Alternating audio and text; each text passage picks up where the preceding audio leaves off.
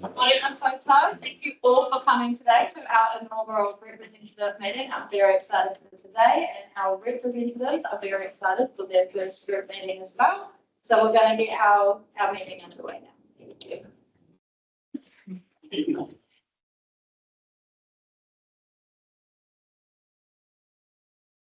We're going to start with our opening karakia.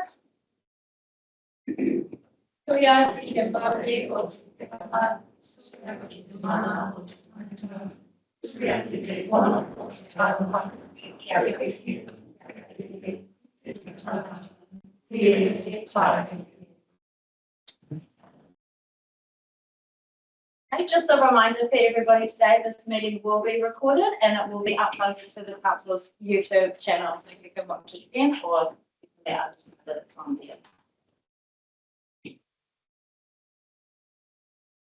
Just have one apology for today, which is our Mayor John Funnell.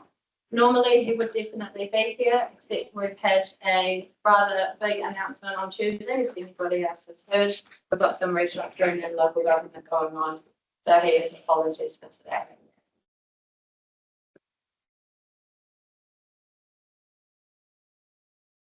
Can I get a mover, please, for the apologies of the Mayor? Thank you. And a seconder. One of you.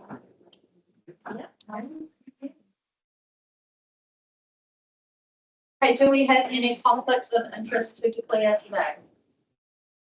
Anybody else? I have a conflict of interest for Whakamaru School. My daughter goes there and I'm on the board of trustees. So they have put an application into our community grant round. So I will abstain from voting in that decision making today. This is the part of the meeting where we have a public forum. So today we've had nobody apply to be speaking in the public forum. But if there's anybody who does wish to have anything to say, you can raise your hand if you would like. We have 20 minutes. Yep. Thank you.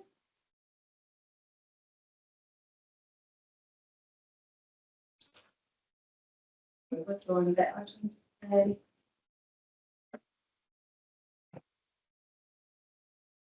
As this is our inaugural meeting, I do need to appoint a deputy chairperson for when I'm not available or have to abstain from the vote. My recommendation is for Yvonne Westerman to be the deputy chair.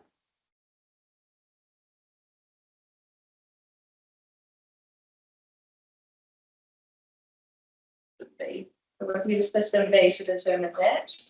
And can I get a mover, please? Always. Thank you. And secondly, thank you. All those in favour? Aye. Against? Carried.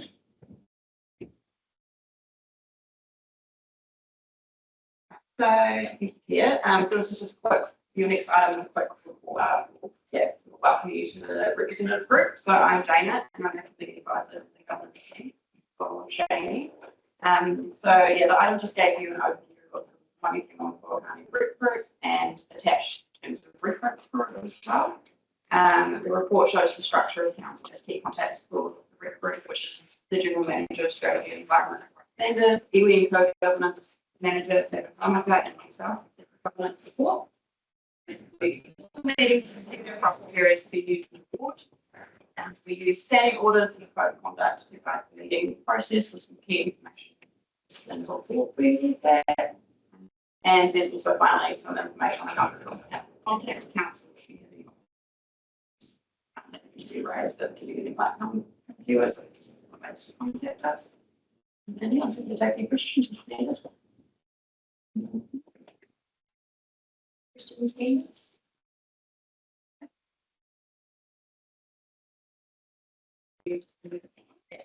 So we're now we're just going to move what Darcy has just told us. So again, I'll move and sitting there. So I can get somebody to move that motion. The second then. Thank you.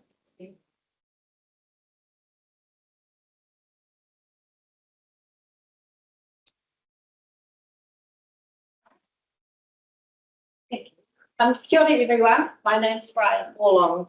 I'm part of the community team at Taupō District Council. We're a team of, 9, 10, and we work across with communities across the district on a whole lot of different community-led initiatives, events, and help keeping people informed of what's going on and how you can feed back into the into council and things that we're doing. So my job specifically is around funding, which is why many of you are here today. So I help to manage council's community grant program. I would do a lot of work across the team. We do a lot of work with groups around building funding plans for the awesome ideas that you have, that where funding can come from council or from other places. We have relationships with other funders, which is really awesome, to help create or help support the things that you're wanting to do. I did want to say a massive thank you to all of you who are here today and those who aren't for the applications that you've submitted through to us. It is so heartwarming to see all of the awesome things that are going on. And it's also a little bit heartbreaking because we have such a limited pool of funds available to be able to support. But I did want to reassure you that we're here and we're more than open to helping and connecting with other opportunities that are out there. As a bit of context for you, we manage, we have 14 contracts that we manage each year. Different groups across the district get some funding from us. And then we have about 300 community grant applications come into us a year, which is huge, and that's growing year on year. So that's a good bit of context for you. Today we had 10 funding applications come in from your Mangakino Pouakani ward, and we have the number. So there was $47,000 requested from us, and we've got $20,000 to give out. That's pretty standard, like in terms of the oversubscribed funding across the district. It's at least double, if not triple. It's an interesting trend. I don't know, maybe I'm a bit of a nerd in this space, but I find that really interesting to look back over time and sort of understand how things are growing and where we can lean into support where possible. Let's have a look.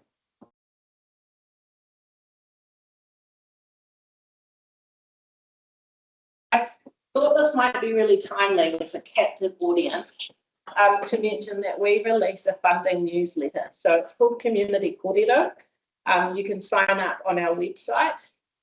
The purpose of that is sort of like a central channel where we can get lots of information out to communities, whether that's, hey, our funding rounds are coming up, start having a bit of a think if there's a project you might want to apply for, or hey, the COGS is open at the moment, the Community Organisation Grant Scheme. Have you thought about that? To some work we're doing with some of our community partners and the impact that that's having across the district. So if you're interested, you're more than welcome to sign up to that. We try to release it once every couple of months. It's not weekly. I can't quite fill it that quickly, but really recommend having a look at it. In terms of when you submit a funding application to us, that comes to me and our wider team.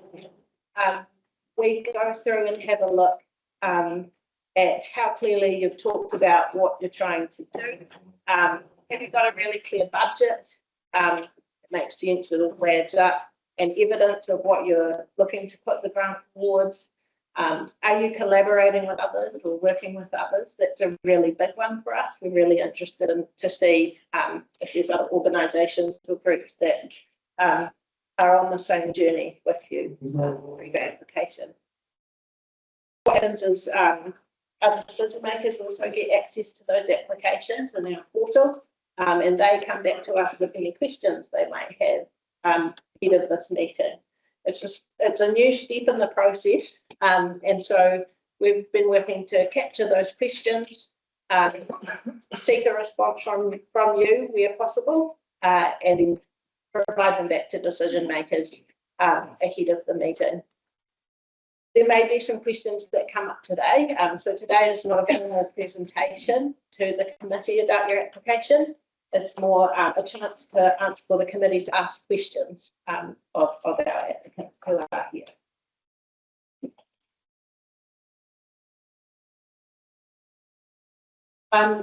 What I was going to do, I'm conscious of your time. I know everyone's really time poor at the moment. I was just going to run through all the applications so you have an idea of who's applied and what for, and our decision makers too. And then we might launch into the questions. I know we've got a couple of groups here today who might be available should our decision makers want to ask any questions. That sounds okay? So the first one here had come through is from the Te School to help with delivering the Kiwi Can program. So I know they've been operating in the district a wee while. They're a very regional organisation. So the team have requested $5,000 for support. Then we've had an application from Mangakino School, who have got their awesome project happening and revitalisation of their school spaces. They've asked for some support to help them install a new greenhouse for their marae, and that's for $5,000. Then we've had Horses Are Us Charitable Trust applying to us for a Wahine Tamatoa program at their writing centre, and supporting costs of operation and costs of delivering that program. $5,000 has been requested through that. Next on the list is Whakamaru School. You guys are heading on a campaign here at the end of the year. Yeah, very cool. So heading to Wellington and Turn 4. And we've had the applications for supporting accommodation costs to get down to them. Oh, and 4,800. Then we've had the Mangakino Club come through to us to purchase and install a new kitchen grease trap. And the amount of that one is $5,000. Then we've had the Waikato River Trails Trust to develop some new promotional materials for the trails. So supporting with costs of, shooting the video, using the drone and editing, in an amount of $5,000 for that. We've had the Mangakino Hawks, who have to travel a bit to attend regular sporting games. So they've applied for costs for hiring a van and petrol costs. Then we've had Tūrangi-Tongariro or Mangakino, who are looking to put up some new shade sails over their playground. It's part of a bigger project, but this is just for the shade sails there. And apologies, the cost of applied for is incorrect on that screen. It should say for a shade sail, not to hide the Mangakino School bag. And then to the Honga School for upgrading swings at the playgrounds. The amount requested is $5,000. And the Marisiri Community Hall, upgrading the kitchen. So purchasing a new fridge, a dishwasher, and an air fryer to help with different things that are happening. I think that is about it. Oh, that's the last one. So now I suppose we do have some applicants in the room. So we've got Whakamaru School, we've got Maritiri School, we've got Horses Are Us, we've got Glen at the River Trails, we've got Mangakino School. Have I missed anyone? Oh, and Community Hall, sorry. So I suppose over to our decision makers, are there any sort of questions you had about it? Groups, this is your opportunity to ask our applicants any further questions about what they're. I've got one question. Oh, so the horses. Yeah. Can I just make an amendment to your slide? You're not a riding school. Papamārearea Māori Assisted Learning Centre, not providing. So can we get that? I just wanted to let that clarify that. But what does that mean, by the way? So we have somebody here undertaking adults come out who are neurodiverse, who might require assistance with our horses through, and they get emotional regulation through our horses. They work alongside our horses. It might evolve into riding, but essentially we use our horses to help regulate emotions and to gain confidence and communication. There's primarily for neurodiverse, who sometimes it might be students at risk, adults that might need extra help. But we use our horses as part of our therapy, although we're not therapists. We use the horses are our therapists. So we use it to help confidence, communication, self-regulation for emotions. Oh no, my question was kind of along those lines because my late mother was an occupational therapist and used to do a lot of well, I think it was called horses with disabled and that sort of thing. And so just out of interest though, so does that mean you get people coming from out of district or not just local? Yeah. Okay. Yeah, and we've had them as far as Rotorua, out throughout all the cities. We had one time coming from Taurangi. Right. Okay. Yeah. Okay. We deliver, we work with the client. We're not here to deliver a program. We work with the client and wherever that takes us. So we're a little bit different to RDA in that regard. So we use programs to for our guidance, but in primarily work with the client. They lead the learning. Yeah. Right. Okay. Thank you. Emily, are you happy to just explain what Kiwi Pen is to the rest of it, please? Yeah, hi. Hi, Sam. So, we have had Kiwi Pen at our school for as long as I've been here. But this year,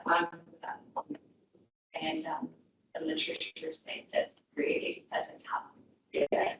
And this is an expensive program for us to deliver. So it's like this program that we're asking for. But what we do is we outsource the legal foundation, which is a listening program. And it's a life skills program for the kids. So it looks at values, the well-being, how they deal with bullying, how they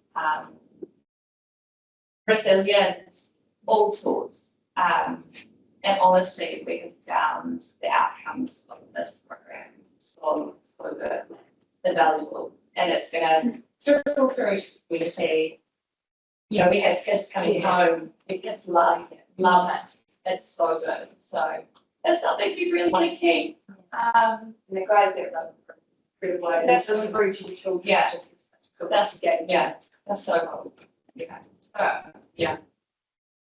Thank you, Dennis. Yep. Just to give further explanation for those on the committee and don't have committee children in schools, I know a little about what Yeah. I'm just saying.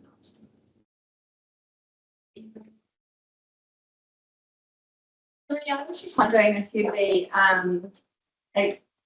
able to explain a little bit further about the greenhouse and just the entire context of what the school has got to so far to now, also all of it money spent. Sure. Geez, we've had a number of tasks over the last 5 years navigating our school, fixing things up and making things right. So we have renovated the entire new building. Got some final buildings that will be removed in the coming holidays. We started the Mangakino probably, I think maybe 3 years ago. So we fenced it in. There's 22 garden beds in there. There's and the re-roof the shed. So basically that whole space will be self-sufficient run by the kids.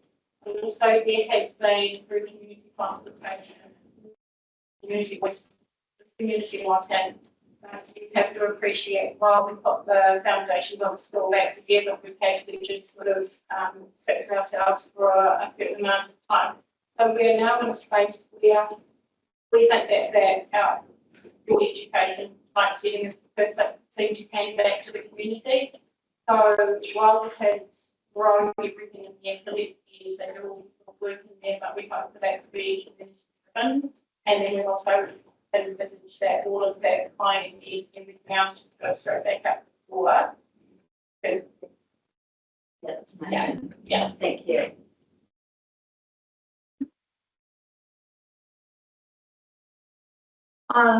Glenn, I am interested, please, in just a few more details on the promotional video. I understand we've had quite a number of issues on our trails from our weather events that we've been having. So while I certainly appreciate a video might encourage more people, I'm just wondering how it will fit in with all of the issues that we have. Sure. I'm glad you raised that because most of you will probably hear on the evening of 13th of February when the big rain came. As a result of that, the trail got beaten up quite badly, 53 spots that were significantly damaged. So I've assessed all that and contractors with the pricing it. We're lucky enough to get $111,000 from central government to fix the trail. We're fixing it right now. It's taken all that time to get everything in place. But we've had to share some really bad news with people. One part of the trail is closed, trail is in pretty poor shape. I'm running real hard at the moment. We've got a Kanipara event coming up on the 23rd of May, and we will have a venue, a really good venue for that event. So to offset some of the bad news, we need some good news. Now, I know that drone videography will showcase the trail, people, the landscape, and some of our businesses, because we can build hospitality, accommodation, and shuttle service to develop it. And we've got good reach for that sort of content, so we can use content on social media and web, but we also have partners with much bigger reach. So New Zealand Cycle Trails have asked for new content from us, and they have much bigger reach. Now, since I put the application in, we have received a grant from South Waikato Investment Fund Trust to help us with marketing. So they actually don't have prices. Oh, good. My job is here. But $2,500 will make up the difference between our split funding to fund the video. Oh. It's not often you get people asking for this. Absolutely. Can I speak something else one moment? I'd like to speak to the PATH project here. Our trust put in a submission to council saying that we'd like a path along the side of the road with the river roads. My expectation was that council would come back to us and say, well, you've built 100 kilometre trail, here's $22,000 to do this bit. It never happened. Council then went through a process to design something that, to be honest, is significantly over-engineered and has some landscaping elements that are unnecessary and inconsistent with kind of the way we operate. So I just wanted to put it out there that it's quite a high level of disappointment. The other thing is, council don't fund us anymore. Funds that have been put into that part would have funded us for 11 years. I need you to know that that's super disappointing. Okay? And that's kind of all I'm going to say, but we discuss it. Yeah. But one, we don't get funding, and there's so much unnecessarily, in my opinion, on this. Might just speak to that. I don't want to seem unhelpful, Quick minute. but it's just my reality item. Yes, so our footpath was asked for in the last long-term plan and it was approved in the last long-term plan previous to this training. Warwick, you might be able to be a little bit more knowledgeable on this, but from what I understand, it's not all funded from us either. It is funded from the NZTA footpath connecting project. However, I still feel that it has been unnecessary, especially given the state of the climate, you know, our economic climate. And we've got many things around the community that need fixing and sorting out, and a pathway over top of very firm grass that riders had no problem riding over top of. I tend to do agree with you then, absolutely. So, I mean, it was asked for, but this also is a really good reminder that when it comes to our long-term plan, which is coming, that we have to make sure that we've got in there the right things. So perhaps the last long-term plan, there was obviously just a certain number of people who were actually giving to that long-term plan, and all of them were wanting that footpath. So we just need to remember that when we come to the long-term plan, everybody needs to give their input. So we're not just sort of, I mean, I know it was wanted and I know it might help some people, that footpath, but it's the cost. It's been much. And I just add, fit for purpose. Yes. Any other questions?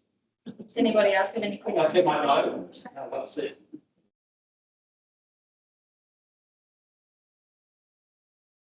Do we have anybody from the Hawks? No. So just through the chair, there was a question about how that's been, so context, the Hawks have applied for some support with travel costs to get to and from their games. So and they are also looking at alternative funding streams, and they missed out on the round with, we administer the Rural Travel Fund. It's a Port New Zealand pot of money that goes out to local councils. That happens at the beginning of every year.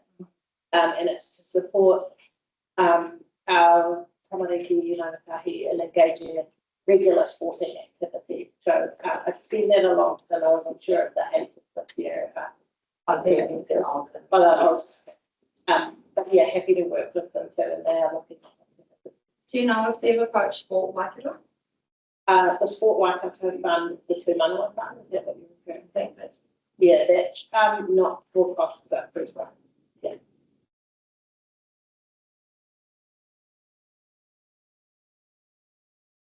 Chief, you want that you to be the thinking from our school? yes, absolutely.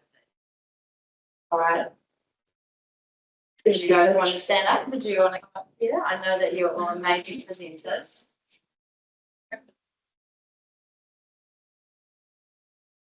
So we can be to say, still we can see certain this. But it one says. So for our camp, we needed to on those. Our fundraising, we're doing the scones, we're starting to do something on Friday. And Moosey's,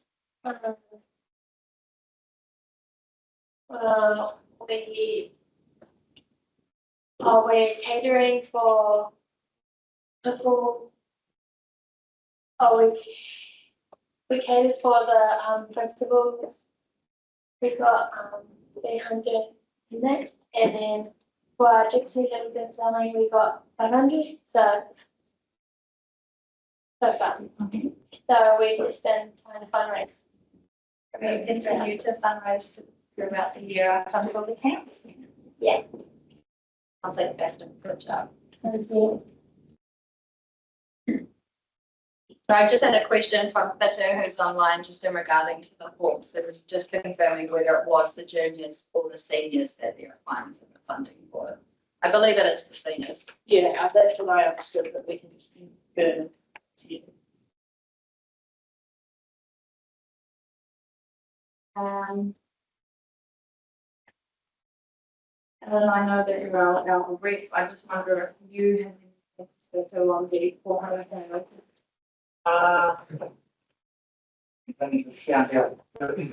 that. It is money for the Pouakani. So the kindergarten, the kohanga at the Mangakino Pouakani Marae have applied for some new sales for their over top of their playground. So we've just established that it is the marae kohanga, not the kohanga next to the club.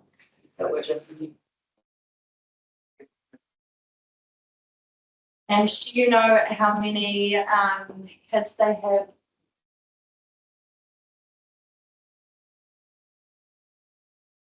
What's the maximum PD hours?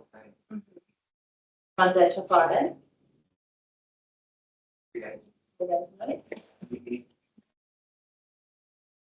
Just put it here, it's for the Mangakino Hawks application, it's a team of 16 and older. Okay, so the Hawks application is for 16-year-olds and over.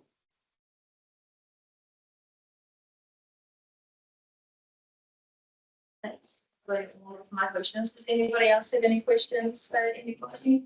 Groups? Just getting back to the horse charity trust. Yes, yeah, I think, yeah, we've met a couple of times over the years.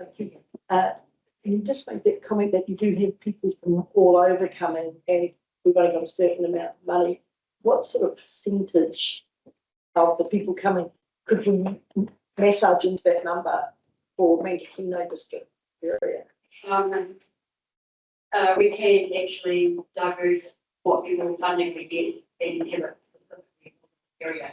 We wouldn't use it for people outside the area. That's the whole point of finding here is that we keep it local and if it's indeed an issue, rather than go through here. So I can't give the percentage. But we will keep that funding local if that was the case, yes, absolutely. That's all about questions. So the next part of the process is around sort of determining, we've got our pot of money, which is $50,000, and how do we want to allocate that out across the application? If I may suggest, perhaps we start at the top of the list that you've got and work our way through, just keeping in mind. We will keep tally as well, and we can always go back and visit any.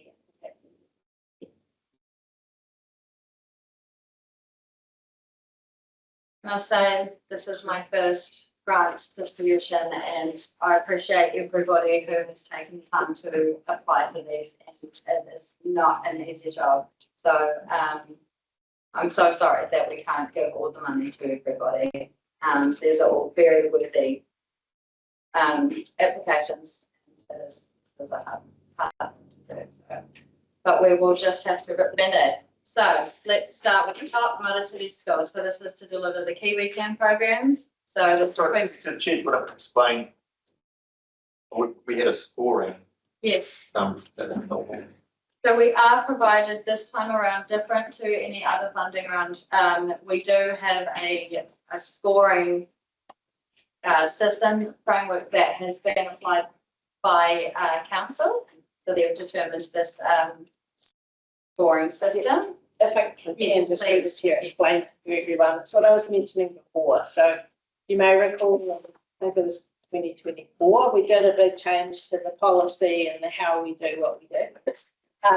That was at the direction of our councillors. So they wanted us to bring in a bit of a framework to say, to ensure we're looking at applications consistently and also helping build the capability of you guys who are applying. And so we could get a really good handle on where the need was, if we could lean in and support groups in writing funding applications, not just to us, but to other funders as well. So that framework, like I mentioned before, it includes, have you been really clear with the purpose of what you're applying for and the impact that will have? Have you provided a really detailed and clear budget and evidence as part of your application? And have you evidenced that you're collaborating with others? So that's what, when we're talking through the list, the applications have to be honest, they're all pretty similar, come out with a pretty similar score, which is awesome. But that's what we're talking about. We just put them in an order. It's a recommendation from us of how they've been assessed by a couple of us in the team against that framework that council set for us. But yeah, that's just a bit of background for you. It's standard funding practice. There's lots of funders for it. Okay, so am I throwing us a first number?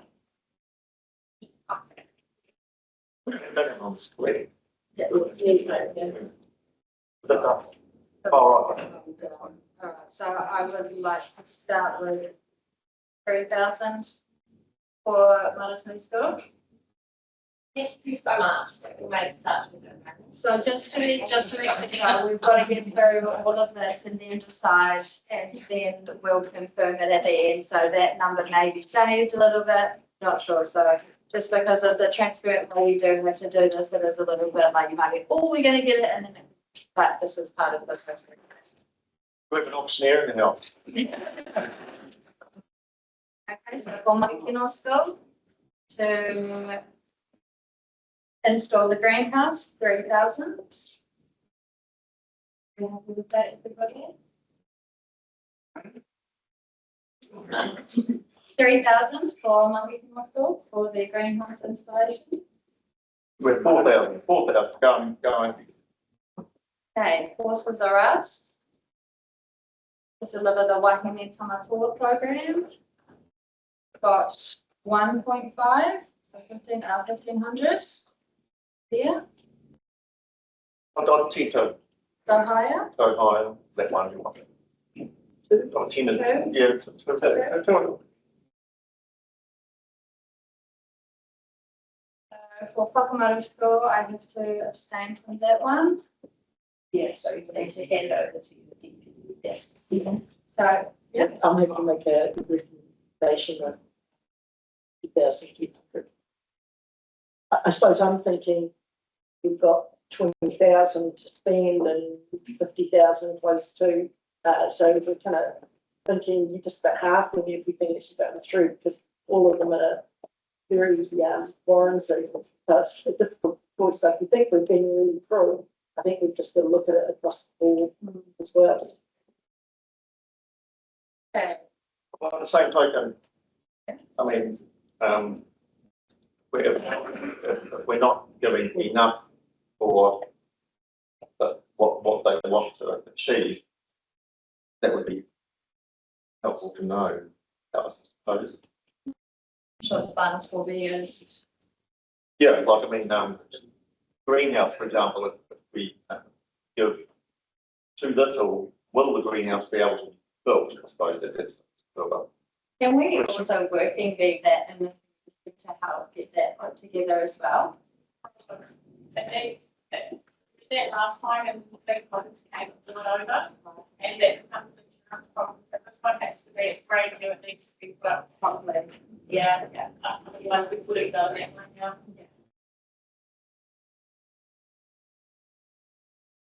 It's unborn. The flood? Okay, how much do we have to push across the advice? I was looking at. I suppose this is one of those ones where that money, you know, if you don't fund all of it, then will it happen? So it's one that we hold back on and when it come back to, because you know, how urgent is it? You know, is it like stuff, but can it be put off? Can they do fundraising? Are there any other options? And that's definitely, if you want us to go back to anyone, that sort of advice before we can provide that. So could we just sit on that until the end? Because I think you're pretty smart Sit on on that one until that you can come back to that one.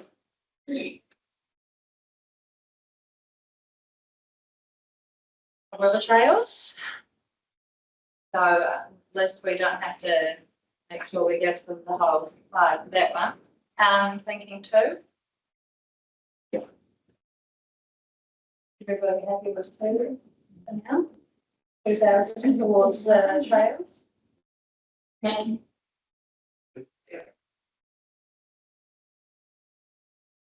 the Hawks. So is this a similar one where if we're not able to give them the full 5, will they still be able to achieve what they want?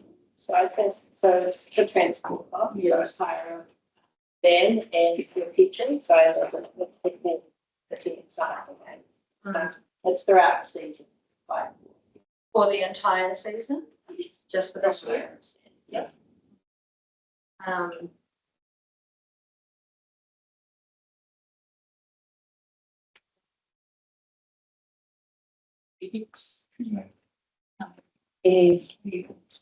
There's no. No, yeah, no. We don't allow that walk. 2.5. Yeah. Yep, 2.5. Very good. Then we've got 400 sales. Was it, Now, we're getting sale. how many sales was it? I think it was 3. I've got it here. Well, They've got a size.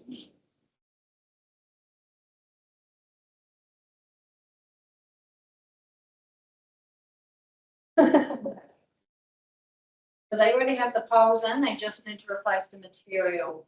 So, have we got a price?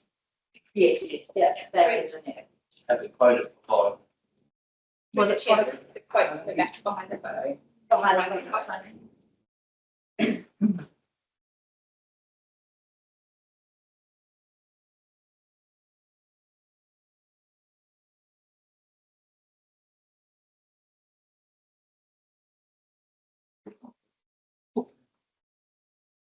Yeah, do we actually need to?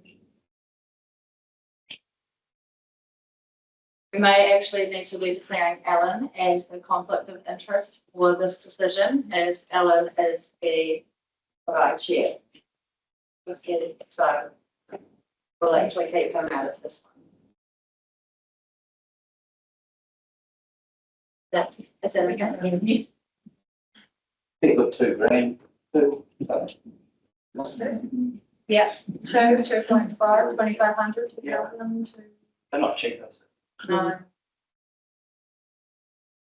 And then the Tūrangi School playground swings upgrade.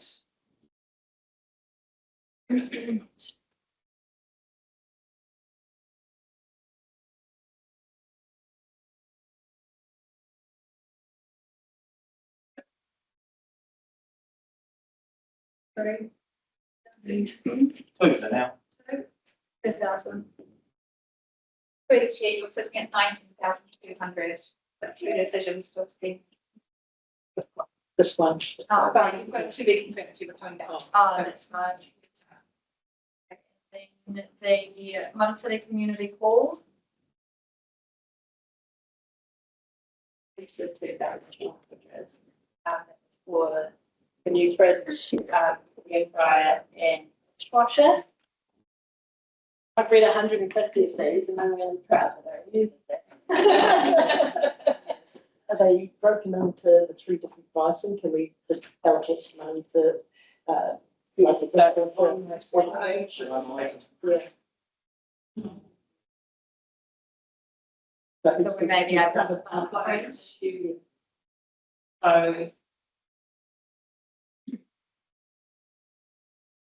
So the air fryer is $300, the dishwasher $1,000, and the fridge freezer $1,000. 1,059. We really need the. Probably the fridge. Yeah. Yeah, okay, let's do 1,039.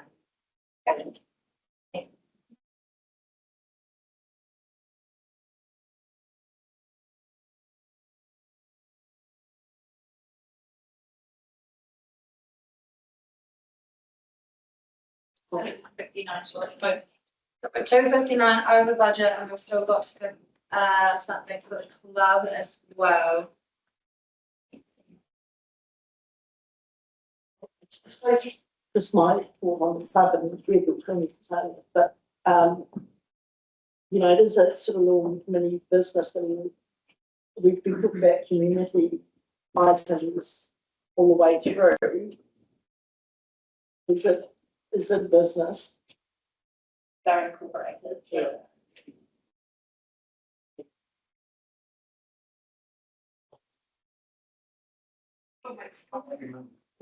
It's, be like our opinion. That's why they come in and ask you for a clarification. Like, do it. And I get it that, Going somewhere where it's needed. so I would recommend that we That they're looking at another option. Please stay in line, but every. Full on renovation. What was in the application? What was their reasoning? Yeah, there was something in it about,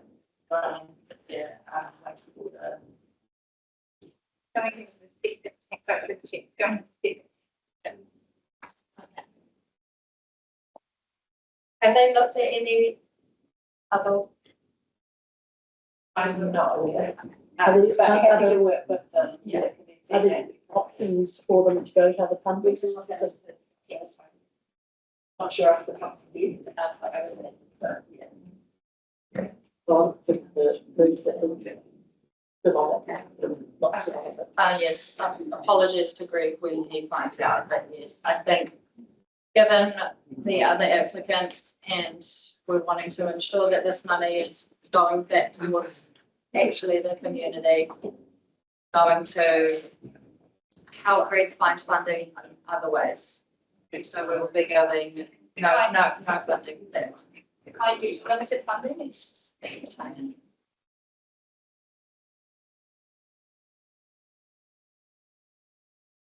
we've just decided to be buying somewhere else.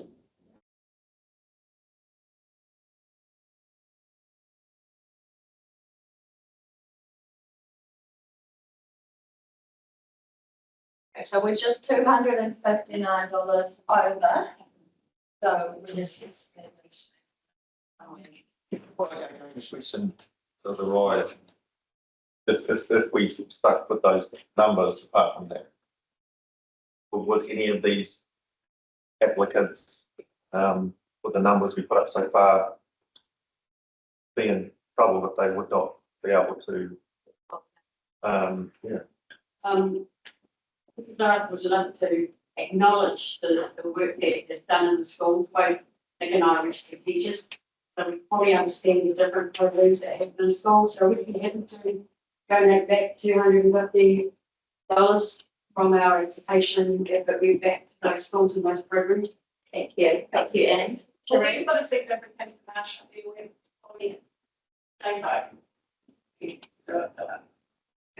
And then from FITO, if not fully funded, can Kohanga go ahead, same with the horse, river trails, actually probably all. Forks for me, if it does not suit juniors, no. So we've got a school. So There's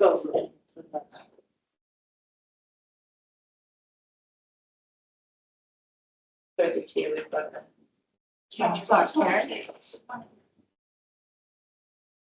I look right next. That might. Not that they might be just really quiet ones, but I knew that they were operating. Here again, but yeah. That, I'm just trying that out there. Thank you, Sarah. Yes, so I did question with Alan before, how often is the Kohanga open and how many do they have actually attending? What is the regularity of that? And are they able to get funding through the marae?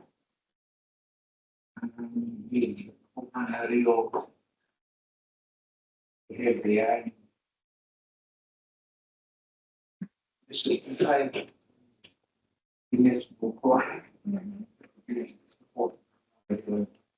I think, did they have that in their application, that they were seeking funding from? Yes, they're looking That's one as well.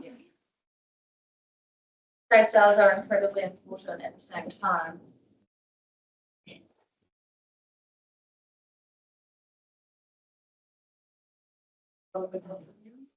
Now we've got 2.5.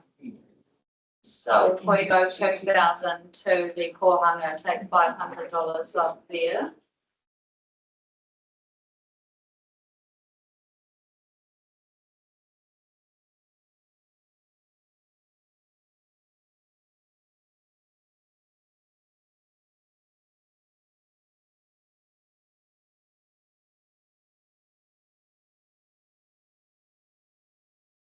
Girls free cheap.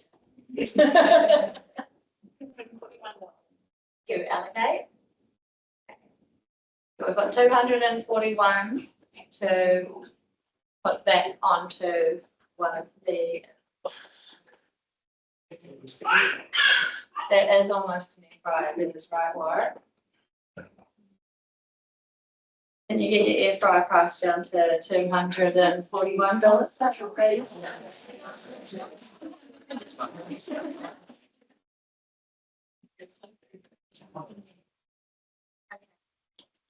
Is everybody happy to put it there?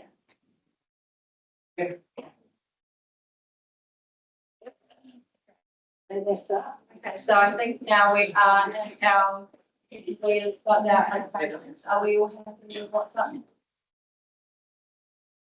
So just through the chair, you will be formally notified next week. You'll get a letter through from us. I know you've all submitted your application through our new funding portal, which is really cool.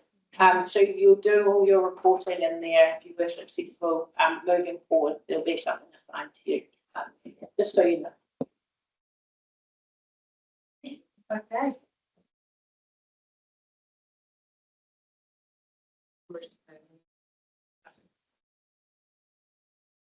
So we'll get Deputy Chair Yvonne to move the first resolution that the Mangakino Pouakani representative group approves 2,200 for the Papamārearea School application to support costs of the year 7 and 8 camp to Wellington in term for 2006.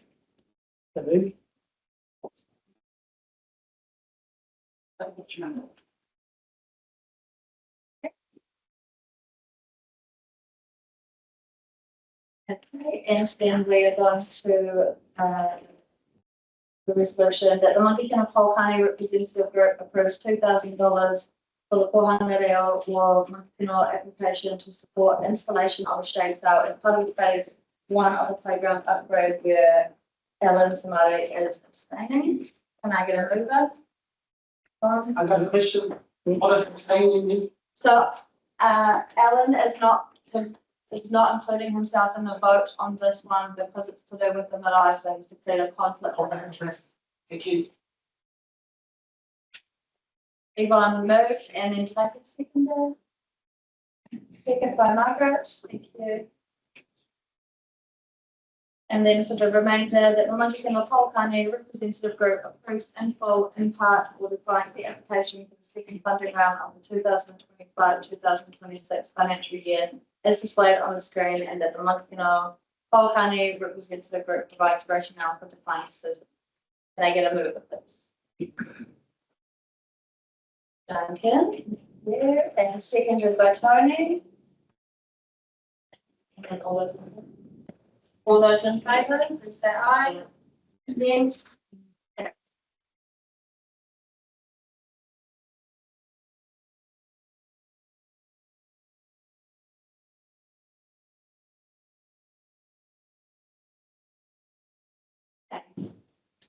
All right, so that is our funding round. So again, thank you guys. Yeah.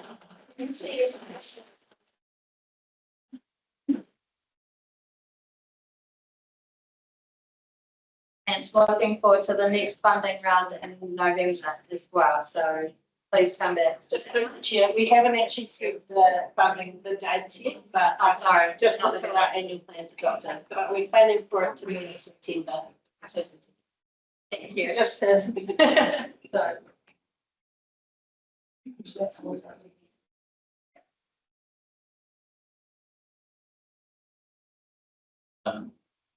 Thank you, Madam Chair, and members and members of the gallery here, or public. So this item, I'll just give you a quick update. This is the snapshot item where we include items that are topics of interest, and it enables us to provide updates to this committee and to yourselves. There are items that we leave on the list there as action points, and they will come and go depending on whether there's a level of interest of people wanting those updates. And also we'll bring staff along to provide more technical information if that's required for those updates as well. So what I'll do is I'll hand over to Claire, who will give us a general update, and we'll go through the action items that are on the list. Yeah, go to the new committee. So good to see you guys and you've got a few in the community. Lovely to see all your lovely faces, especially the here today. Thanks for coming, guys. Yeah, I guess I just wanted to say welcome to the community reps and acknowledge all of those who put their hand up for that role. I think it's an incredibly important position. So I just wanted to honour you guys, Ellen, and Margaret, and Fito online. Congratulations, and I'm sure I know that your skills and your passion, dedication to your communities will make such a positive difference as the whole committee as well. So congratulations. I'm looking forward to the cool things in the future that we may work together on. So for those of you who don't know me, for Claire Dredge Taupō Ingoa, I work in the community engagement and development team, and there's a number of us in this room. And yeah, we love our mahi. We love getting out about in the community and building relationships and helping where we can, as Brian was saying. So my role specifically is Northern Engagement Advisor. So it's kind of like that bridgeway between the council and the community, what's happening, if there's a project going on. I help kind of open that door for you guys to be able to have your say to the decision makers. That's kind of one part of the role, and then there's a whole other array of things, community development, civil defence, yeah, lots of bits and pieces. So yeah, consider me your face to council. If you've got any queries or anything, come and see me. I did just pick this up as I left the library just to remind you, comms channel. So we do a little article every month. I hate that my face is on there, but so we do that. I send out monthly emails as well, and we get some social media stuff out there as well. So any queries about it, if you feel like you're not hearing from council or you don't feel connected, please come and see me, because I would love for you to feel more connected. Yeah. So I've got a few updates. So normally what I do is I do my little update piece before the snapshot and these please. So just to let you know what our team has been up to in the community in this ward. So a few things here. Civic education sessions. I don't know if you guys know, but we actually do some civic education sessions background, which is me and a colleague within our community engagement team. We obviously, we're passionate about getting that education level, that knowledge level up in our community, especially with the rangatahi.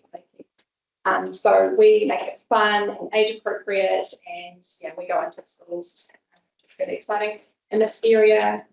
So a bit of context, sorry, we've been doing that for the last 2 years in different schools and youth environments as well, getting amongst Youth Week.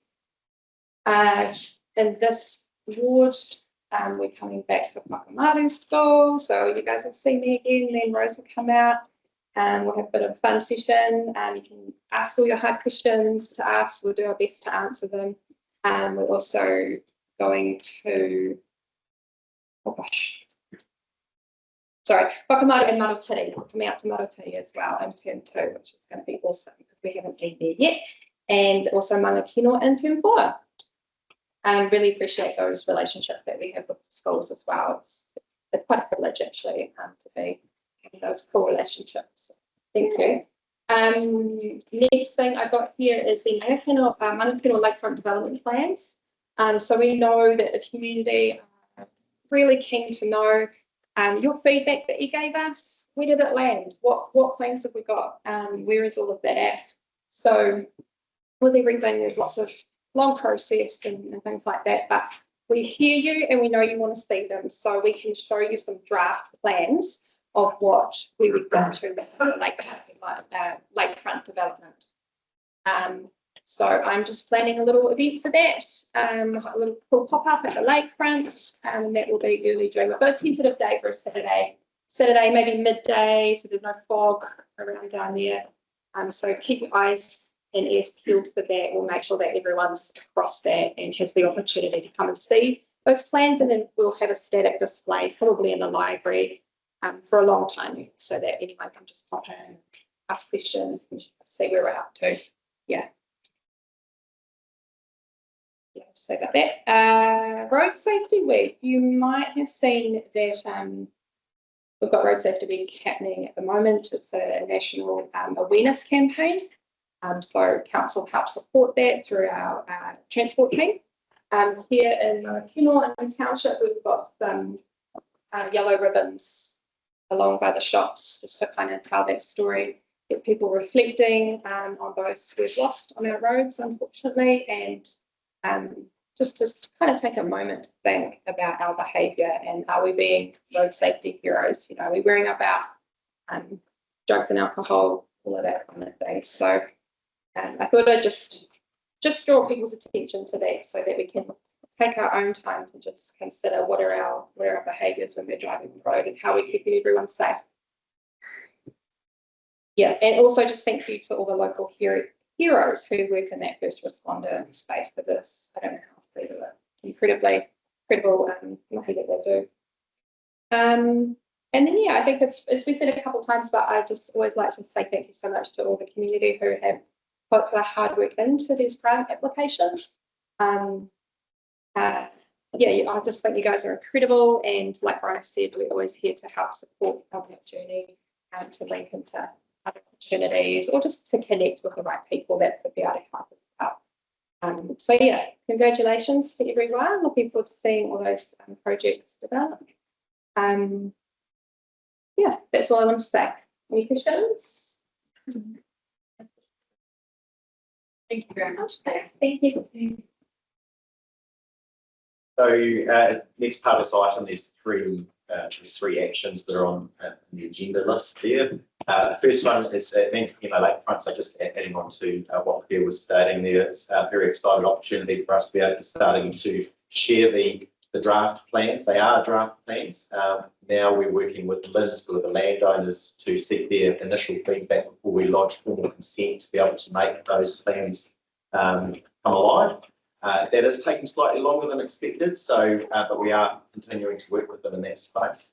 Yeah, just look out for that date that Claire will be down at the lakefront to show you those draft plans that we've got to for that. The second item that's on there is the dump station. So these, the remaining two items here are promoted in the previous representative group. We did have direction from the rep committee that this project remains status quo with the dump station staying out where it currently is, and that we have made a note for any funding for further investigation to be considered in the upcoming LTP or long-term plan. So that that's the update for that one.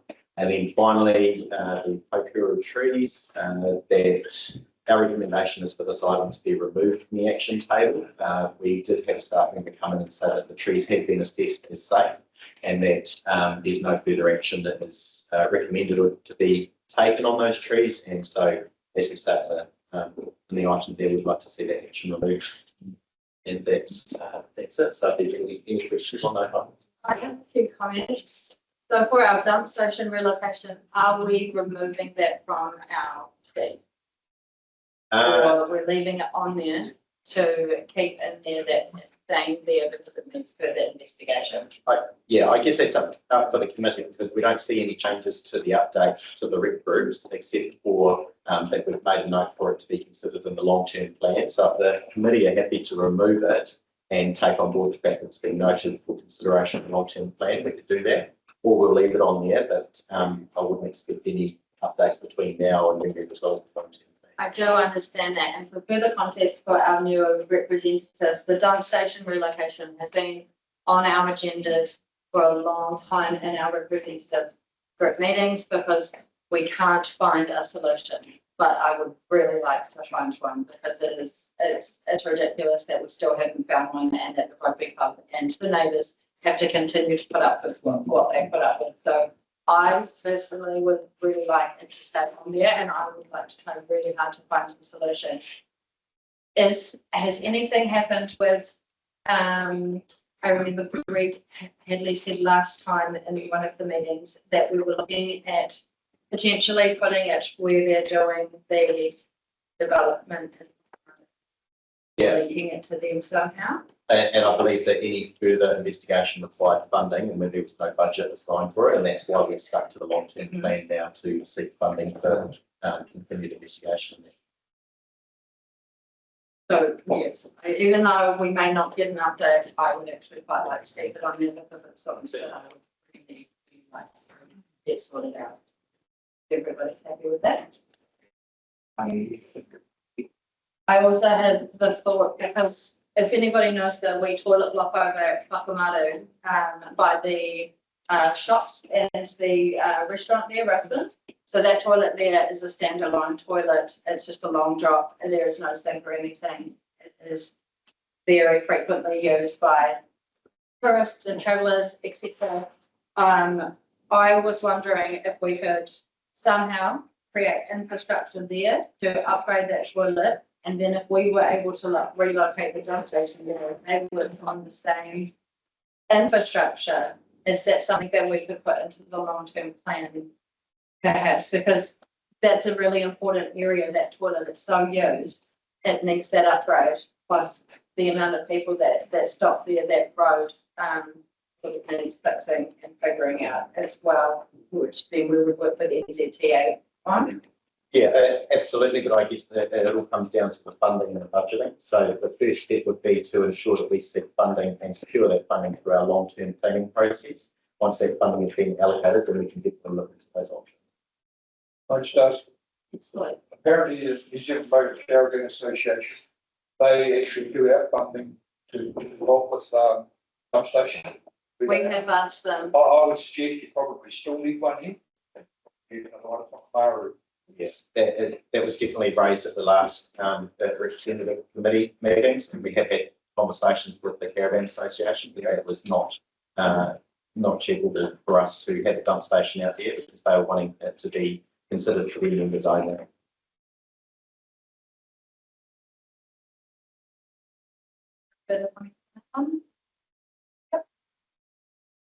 And then the trees on Pukuri Road. So I am happy with what is proposed there, but I do get frequently told about these trees on Pukuri Road. And I would like it to be known that last time we did have a similar situation with this and the trees weren't taken down and those trees came down. So I do want to really make sure that we are sure that those trees aren't going to come down. Because a number of trees that come down constantly. I don't know if we have message here about the trees on the road. Can I ask what sort of trees are? I believe they're old man pine. Yes. Yes, they are. Who's liable if something happens? Well, if council's declared them safe and then something happens, then you're liable, right? It's insurance. Is it a right council? Yes, they are. Then riders have received message from the community that are closing roads. That's not true. I received a yesterday. That'll be really good to know because even if they're closing the road, then we may be able to tap into their traffic management situation as well, which will reduce costs for us. So yeah, And we could work with them to say, if you're going to do this many trees, could you do these two more, and we'll contribute to that potentially. generally something I can pass on to our transport. Thank you. The question was asked, who would be liable? It wasn't answered. Said insurance, but actually, is council liable? Not if they're assessed as being safe at the time. Wind events happen, but we're not liable for trees falling over due to severe weather or whatever. However, You deem it safe, so We have specialist arborists that can go out and assess them, and these trees in particular have gone through that assessment. who's liable? But I then, was asked that question, and yes, council deemed it safe, or they accepted that decision from the Free State. And yes, I accept that there are extreme weather conditions that come through, but somebody still needs to be found or, I guess. And once somebody deems it safe, and you can set that, so surely it's council that is liable. or is there any steps? Regardless of it's insurance or not. My understanding of it in New Zealand, we're not in the United States. In the United States, it might work like that. But my understanding in New Zealand is that you get the liability, if you like, would not. If we seem to have done our due diligence then the liability wouldn't fall on us. That's my understanding of how it works. Are we accountable and liable to be picking up the trees that come down? But once the trees have fallen, then, and they're on our reserve and our trees, then we will go out and remove them if required, and they're unsafe. If they're unsafe, council will take action. So the trees that are still in Tūrangi that have been left there since, when was it, Annie?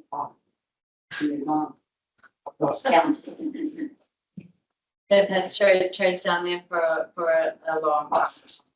Yes, that, or they were told. And I guess that comes down to the amount of funding that's available to remove trees. If they are safe where they are, then they are a lower priority to remove than ones that are unsafe, and we'll allocate our funding there. Okay. Any further questions? Through the chair. Yes, can I add to my update? Absolutely. Oh, come on. I completely forgot something really important. And really exciting for the community. So I wanted to do a big update on community planning initiative. Yeah, and Gillian would like to speak to that. Yeah. So thanks, Gillian. Sorry. Kia ora, everybody. I'm Gillian. Used to develop the Taupō District Council. I would recognise back in the day when I was community in the Northern District. I've come to talk to you today about a brand new initiative that we're delivering district-wide, and we want Mangakino to be one of the first communities after blocks. And it's called community-led planning. It's nothing about building houses. It's about uniting you as a community and giving you all an opportunity to embrace community-led plan. Whatever that looks like, every community-led plan can be a region is completely different. Every community is very different. But the journey we want to take you on is yesterday, today, and tomorrow. So it's reminiscing and storytelling. It's remembering yesterday's rich history. It's what we want today, appreciating understanding what exists now in Mangakino, works, what you all are doing. And then there's tomorrows. The tomorrow is what's really important to us as a council. It's understanding as a collective view as a community what your priorities are for the future. Like to see. And then that can filter through our long-term plan process. And so that's why it's really important to look, but it is a community-led plan. Me and Claire work very closely together and we'll be guiding you through this process. There's no set time limit, but we would like to get started quite soon. And so the way to know that and start what we'd like to roll out continue worldwide. And the first thing to understand is what makes up each community, and in your case, Mangakino. So you've got Iwi, Aku, you've got Moran, you've got school, you've got businesses, you've got older people, you've got preschool people, school-age people, and older youth. All these things make up your community. So we want to hear from every single perspective that exists. We'd like a champion to champion all those. We'd like somebody from the school to be on the right. And who represents all of the community. So that those champions can put together as a steering group. And then that steering group, potentially, continues to develop group. So that gives you as a community a voice and a reason to be there as well. And so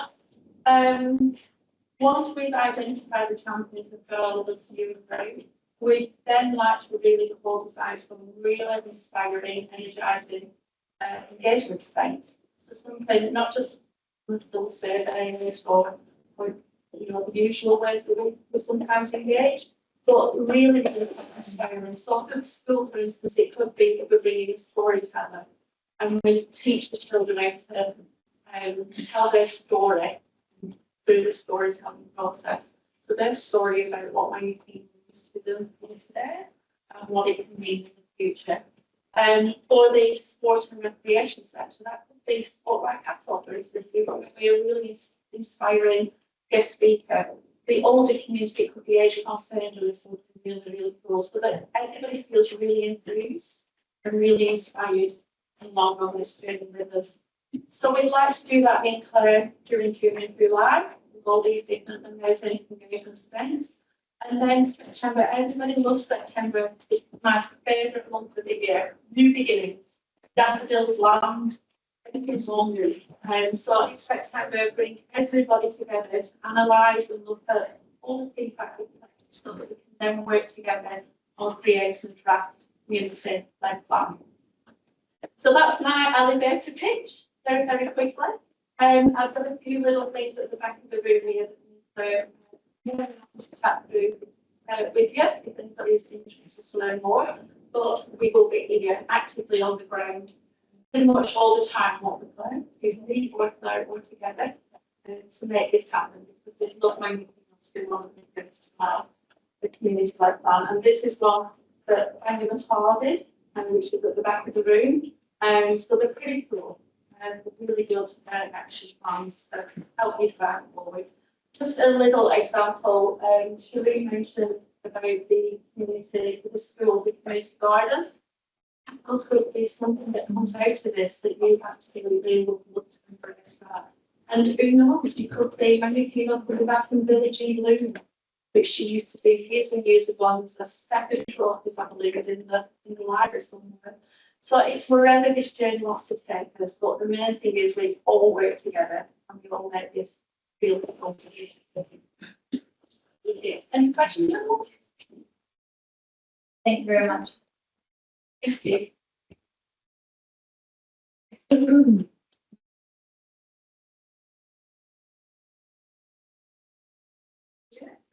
So we're just going to move that we'll receive that information from Warwick, from Claire and Julian.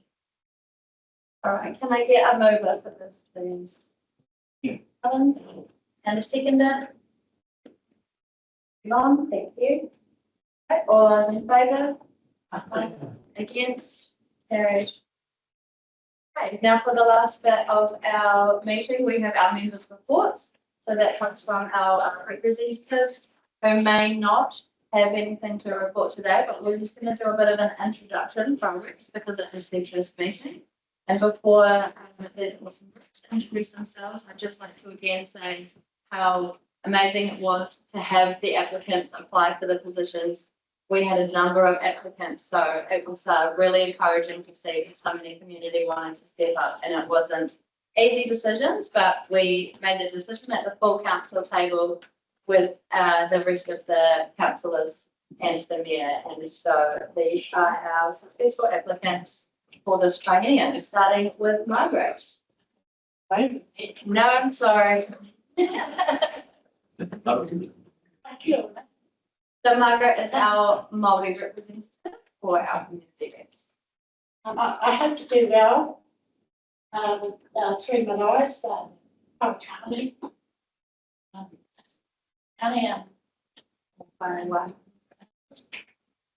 Malaya here. I just call it. County and Mukai. And then we have one. These three Malays, I took a papa. So it's important that I get visitors. I take some voices out here to them and let them know that we do love them. I had a bad experience with my cousins. Three of them are 84, two of the three, 2 are 84 and 3 are 87. And they could not use our bus, the Mangakino bus, to Taupo, which is in shop. So now they've got together and they're using a car and putting in petrol and stuff. Then they struggle to, they can only buy so many groceries. So I'm still going to challenge South Waikato to make sure this is the last thing I'll do. And there are people, and we feel really areas, thank you, the old one. That's bringing it back. I'm not against it.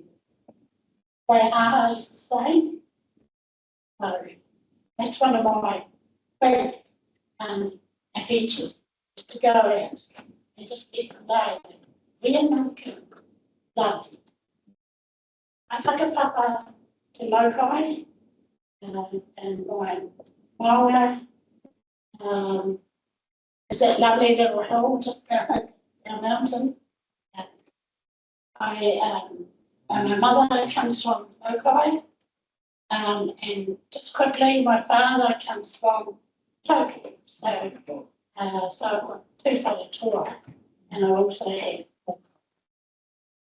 Thank you, Beef.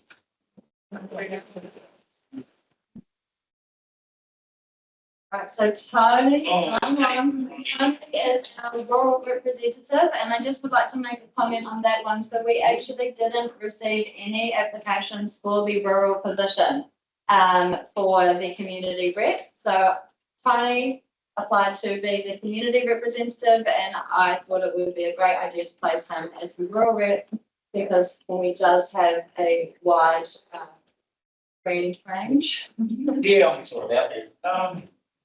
I'm Tony Wakefield. I've been in this town 12 years now, and I practically know everyone. If you don't know me, I think you're going to say you don't know me. Yes, I've been on committees, golf courses. I'm a bit ruthless, but hey, it works. Things I do it. You know what I mean? So I like results, and I know the farmer. I know everyone. So I'm here to for this community, and I'm here to fight for stuff that we need. You know what I mean? Around this community. So. Yeah, that's what I put my name down. Yeah.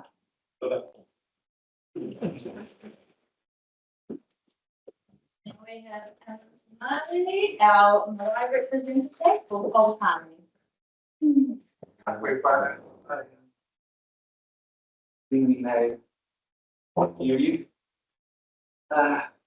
Mangakino Pouakani Marae, I feel I was scared to be about many whānau at that community level. What did you shoot? Yeah, well, we're part of the pioneer whānau. The parents come up in the 1940s. And we kind of seen them for school here, but remain in the whenua Pouakani Mangakino. The parents come up, the whānau come up and help build the pumice land, the farmland, and at the time with the Ministry of Works and the County Council to help with the structure of the township. With the for dams. There's a few of us whānau still left here, and now we to collaborate, also keep collaborating with the Taupō District Council and keep continuing to build that township. I believe that it's going to be profitable in the future. There's development happening. Been undercover for a while, but we'll find out what's actually happening. No way, we will find that out. You guys hope it's around. And you know, it's in there and involved with the community.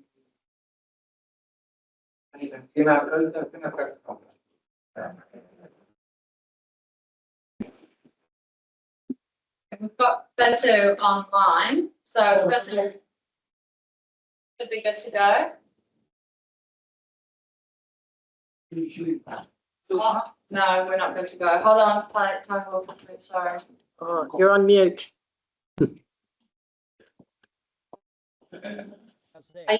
On your computer. There we go. Now how do you You hear me now? You're going first. Okay. All good? Yep.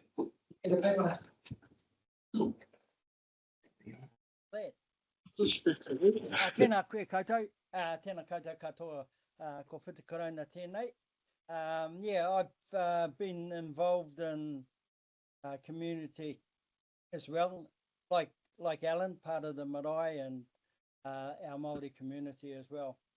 Been part of this representative group for a number of years over different terms, and so put my name forward, like everyone sitting there. to try to do what we can for our community and get the best we can out of it. It's a challenging role, and I've got some conversations that I'd like to have with our rep group a bit later on. So yeah, that's who I am. I'm at present moving between Mangakino and Wairarapa, but Mangakino is still my home. I was born and bred there, so I want to be able to assist in any way possible to be able to do the best we can. My mokopuna still live there, my tamariki, two of my tamariki live there, so I've got an invested interest in Mangakino. Kia ora. Thank you, Pete.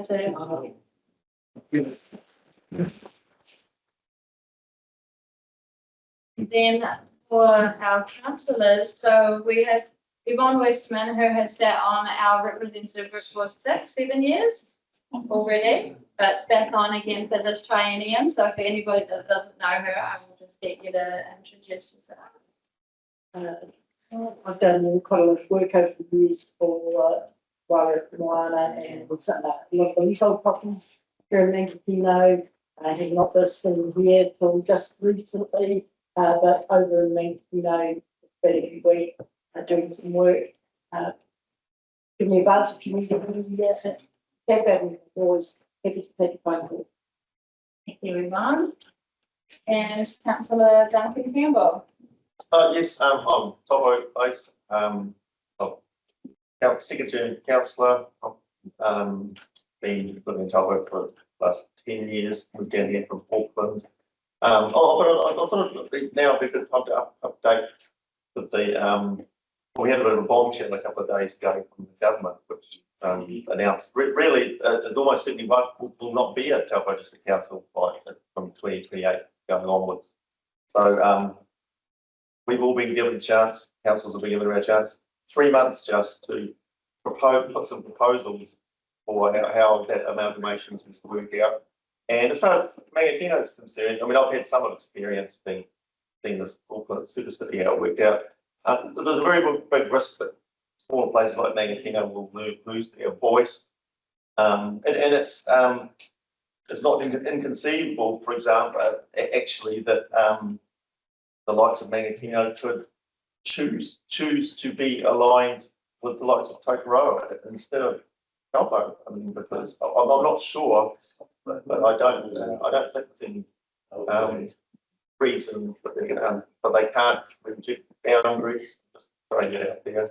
There's only 3 months to decide, but just letting you know that we've got us elected members have only got 3 months to decide what other council, at least one other council we're going to be aligned with to join up. That could be Rotorua, South Waikato, Hamilton, whatever. I have a question on that. Why not create a conflict of interest on that side of the river? And then just amalgamate straight away. Well, South Waikato's on that side. Oh yeah, I mean, it's whatever. They're looking at changing boundaries. Yeah. Yeah, everything is going to change. Mangakino is remote. Mangakino is actually on the edge of the King Country. When the Taupō District Council first became into being, they didn't want Mangakino. They didn't want. There's a couple of us looked at going to Oklahoma because that's not in the Taupō District either. We are part of the district. And with a lot of deliberation over so many years, we did make the right choice in not going over there. Honestly, we are better off with Taupō District Council than we are with anybody else. Tūrangi, South Waikato districts, no way. Again, we're inferior. We don't want anything to do with it. So please don't even think of me. Or being on here long enough. I'm into self-point. Stick with the devil we know. They make big box up like a footpath down like that. And the only ones that make any money out of it are the consultants. So what those say. I'm just answering Twitter, it's just communicating with you. It's just finding a little bit hard to hear. I'm thinking, thank you, Robert, for those comments there. So we do have we will be having a debrief tomorrow about the announcement, and then just said on our calendar. Yeah. So would they make what survey lines, the ley lines will change, like Pouakani would do, would they change all those boundary lines? It's really too early to say. There are quite a number of possibilities. We have a very short amount of time, so as soon as we know more information, which will definitely be after tomorrow, I will put that out for the community. And I absolutely want to hear back from everybody, like the comment from Robert just before. I need to know where we want to go so that I can take that back to the council table, because it will be up to us to decide this, and we've only got 3 months, which is very scary. Where can I find that information? So I kind of the sector. Yes, so it was a government announcement on Tuesday. So if you look on the government's website, Department of Internal Affairs, Simon Watts. If we can put it on our Chris Bishop. on our Chris Bishop. It'll be high. The big Yeah, it's on there. Yeah, so it's about simplifying local government. So we've had the regional reform come in already, where regional councils will be taken away, and then we're going to go to territorial boards with them, right? And then now we're looking at amalgamating our local councils. So every local council across the country has to amalgamate with another council. So we also need to remember in that equation, we've got the Waikato waters, the 3 waters decisions too. So Taupo chose to stay within itself for our waters decision, whereas other councils have joined, amalgamated with other councils for their water services. So I think with us staying alone, that was a really good decision now that we've got to this point, because if we had joined with another council, we may have been stuck with them in this decision as well. I think it's just important to note though as well, we've got 3 months to come up with a proposal to be considered to then go out to the community for consultation. So it's not all going to happen in 3 months. It's just that the central government have requested that we go through the Head Start process, which has come up with a proposal and send it to them for consideration, with likely implementation after the 2028 elections, because there's an indication that regional councils will no longer exist after that. So that's the timeframes that we're working for. They completely understand that we need to bring the community on the journey with this as well. So I wouldn't be expecting any significant changes. What they're asking for though is for us to come up with some proposals for them to consider and come out to the community. So for example, if we decide we want to go with Rotorua, we better start talking pretty quick. Because I did speak with the mayor this morning, and he said he is making all of those phone calls at the moment, and that's why he couldn't be here today, because of that announcement, so that he can get onto the personal. For example, there's a very good chance there'll be a lot less councillors, because before the Auckland unified, they had between 100 and 200 councillors, and they went down to 20. So we'll probably, a lot of us will probably out of the job. Pretty good chance of that anyway. As Warwick says, it's going through a process, and it's not, the ink won't be dry after 90 days. It's a proposal and reaching out to other councils. We could have a change of government in November. Who knows what they're thinking? Coming from Ellen here. If you can change council, how would the scope of the genealogy of the land, would that change? Māori? No. So our land will stay where it is. But it would only be the heads of that. That's what that would change. Just to your rights. Through the chair, I think it's specifically around local councils. It's not.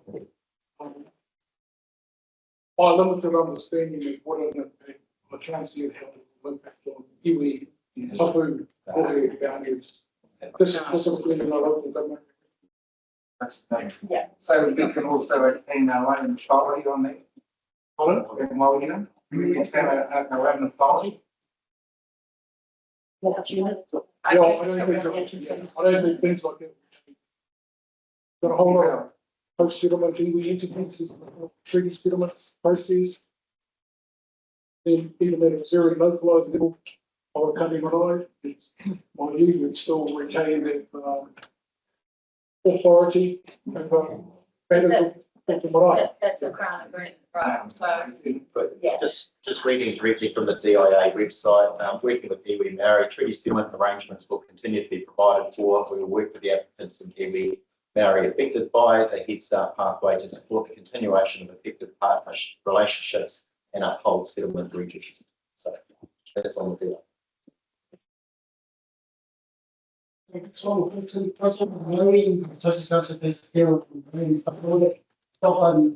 That 3 months, rules and all that. but we are looking at reducing our mowing because fuel prices and we're trying to save money. What was that point? And getting cheap. Getting cheap because of goats. We could be pretty self-sufficient. We had some goats. Sorry, and then just with our introductions, I would like to introduce David as well. Well, Julie Ranch, David Armica, I'm also part of the council workforce following the area governance manager with part of a team of being Thank you very much. Okay. So has anybody got anything else they would like to raise? I mean, this. Yeah. Okay, Christian. Quality of life. So I know that we have got, or I have got a, answer email, what is the name? So the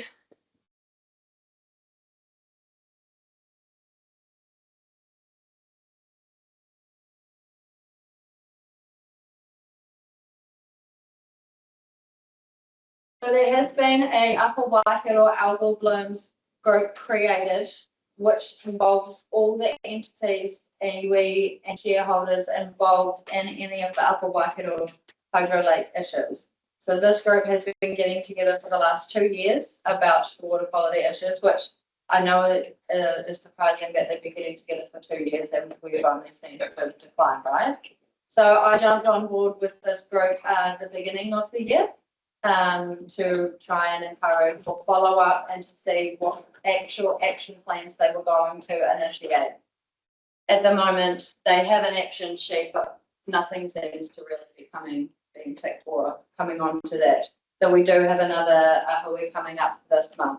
So as soon as I've had that hui, I'll then give more information to the community. But currently, there has been no further action taken other than the application that we've been trying to do as a community. Was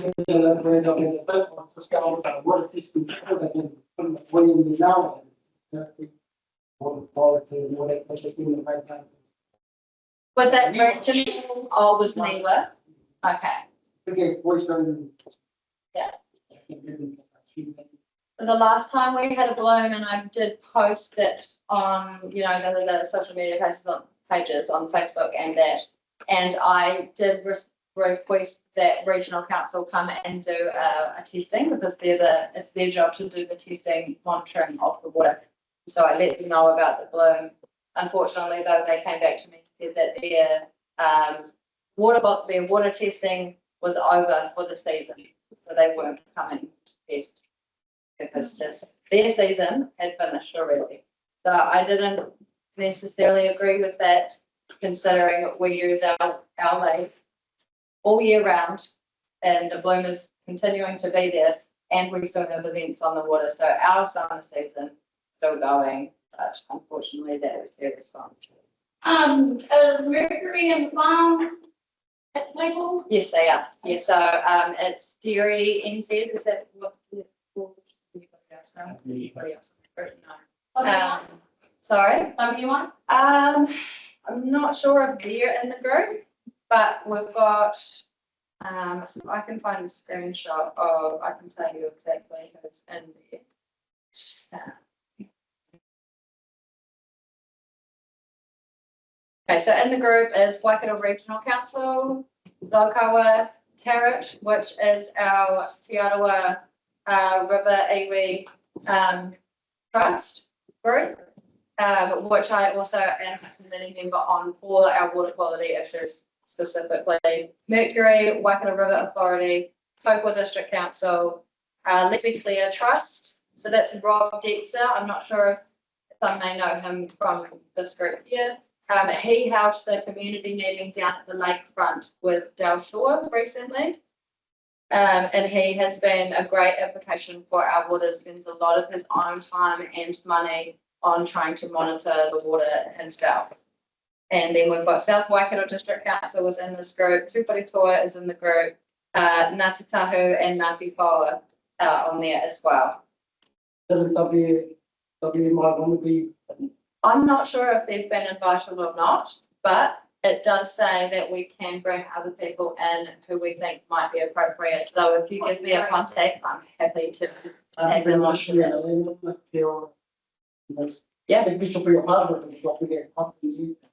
Absolutely agree. I suppose a lot of people can't communicate. Basically, 2 years ago, we had the weed machine. Yes. So I have spoken to them. So we can't confirm that at the moment, and we have been questioning Mercury on this. And it is interesting to note that since they have been spraying this year, I have seen Myrtle, the wee cut boat, out on Lake Whakamaru every single day just about. So Mercury has told me that they don't run Myrtle very often because of the cost, and that it was cheaper for them to run the helicopter with the dipot spray, which we have been questioning around that breakdown of cost and how it does compare to running the boat. But if they're spraying now, then why have they got the boat constantly running? We are seeing an increase in weed.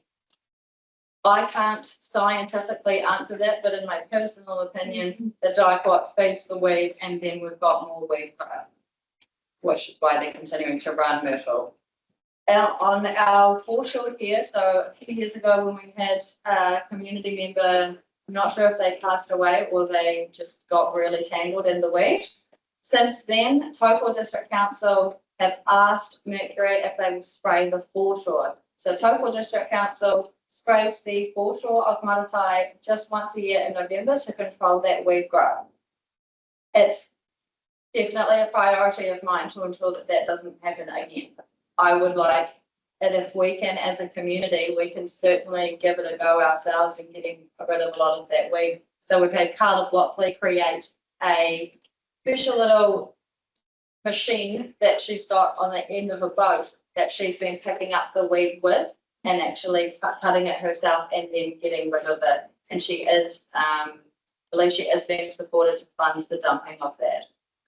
That is one of our ideas. Another idea is if we can get Mercury to actually lower the lake enough, and if we can create harakeke mats to put on our foreshore, and then that's going to stop that weed growth at the front of our lakefront. So we do need to come up with more solutions. We need to come up with funding for them and prove to Mercury that we can perhaps sort it out ourselves instead of getting them to come and spray. The two things, the dumping of the weed, we'll have to look at that to ensure that it's proper with the whole goal plan and patient blah blah blah. What was that one? Did you know there was out in the like Yes. like in the water and something? Yes. Yeah. So if anybody sees anything dead in the water, you know, if you see issues like this, please report it. Send it straight to Regional Council, because then we're creating a paper trail of all of these issues that keep happening, because if all we do is tell each other about it, then they'll just claim ignorance and say that they didn't know about it. So if it's documented, that's the best way. Regional stuff or what council? No, so Waikato Regional Council is in regional council, we've got regional council and then we've got local council. So we're Taupō District Council and then Waikato Regional Council is in charge of like the environmental things. However, regional council is currently being reformed as well. So by 2028, regional council is going to be gone too. Yeah, can I just point out that, yeah, if you're unhappy with the way Waikato Regional Council in dealing with these issues, well, this new council rejig, which is scrapping those regional councils, it means that the new council, whatever it is, Taupo or whatever, they are taking over those responsibilities. So potentially it's, that's a chance for things to get better under a new organisation. Thank you, just got some. Just one last one. Amount of people you read out there that are involved in all this, we should never have dirty water again. Absolutely, absolutely. That's what's a big question of mine. How come this amount of people have been getting together for 2 years? Why can't we test the water ourselves? Sorry? Can we test the water ourselves? Or not? You can test the water yourselves, but whether or not they're going to approve it as a conclusive test. Well, everything seems to be really bad enough.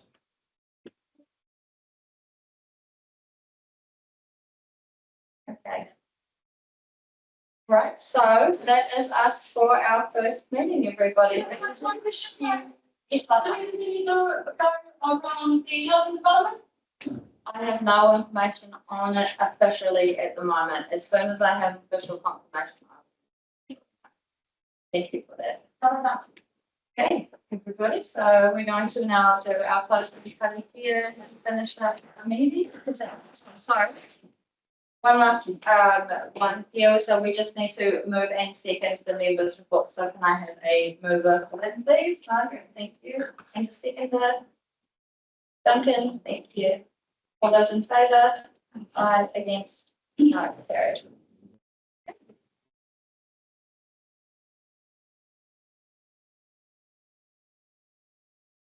Thank you